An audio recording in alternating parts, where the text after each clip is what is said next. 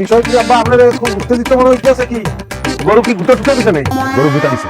তুমি যার কাছ থেকে গরু কিনছো? গরুর মালিকের তো কত দিয়ে কিনছো? লাখ খানেক টাকা। এই লোক বলতেছে তার গরু। একটা মিথ্যা কথা বলবো না, ঘটনা কি বলো?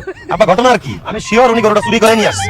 দুষ্কর্মের কথা বলা তারা কি বলতে আসো? হ্যাঁ আমি গরু চুরি করতে, উনি বলছে এই গরু ওনার, উনি বলছে হ্যাঁ বলছো তো। উনি বললে কি সেই গরু তাই ওনার, এই গরু গরু ওনার, আমি মিথ্যা বলবো না।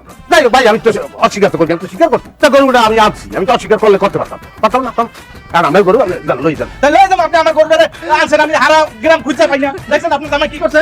তুমি এগুলো চুরি করে লাইছো? এই কথা বললো না, আমি যা করছি তোমার জন্যই করছি।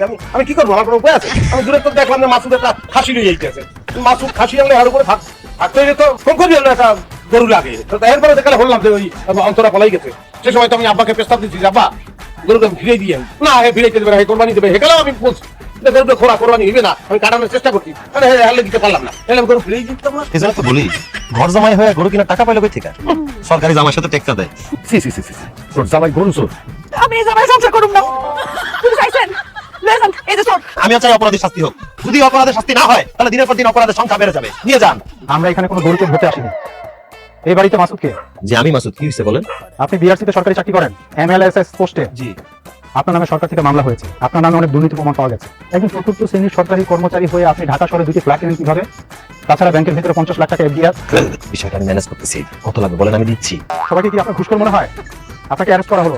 বাবা আমার আদরের ছোট জামাই 50 লক্ষ টাকা এমপিএল, এটা তো বিশাল বড় অপরাধ। তা অপরাধের তো শাস্তি হওয়া উচিত, যদি শাস্তি না হয় তাহলে অপরাধীর সংখ্যা কি পারবে কি? স্যার আপনি ওনারে নিয়ে যান, যদি সৎ হয়ে ফিরে আসতে পারে তাহলে আসবো, আর যদি এরকম অসৎ থাকে এমন জানা আমার দরকার নেই। আরেকটা জিনিস